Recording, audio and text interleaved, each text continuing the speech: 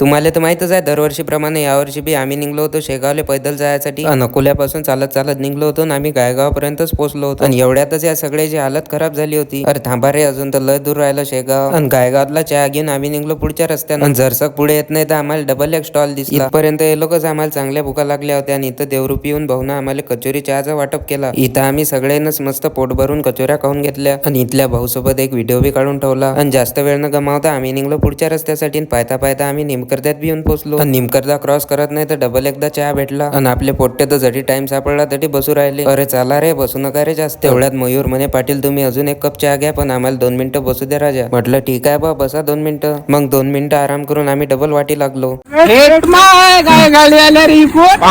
नंतर आम्हाला डबल एकदा चहाचा स्टॉल दिसला, पण आम्ही काही थांबलो नाही. म्हटलं आता डायरेक्ट नांगझरीतच थांबू. आणि येऊन पोहोचलो आम्ही डायरेक्ट नांगझरी. आणि इथपर्यंत आलो. उमेश तर लय थकला होता. म्हणे मा घरच्या ट्रॅक्टरात 2000चं डिझेल टाकीन, पण डबल पैदल नाही येत.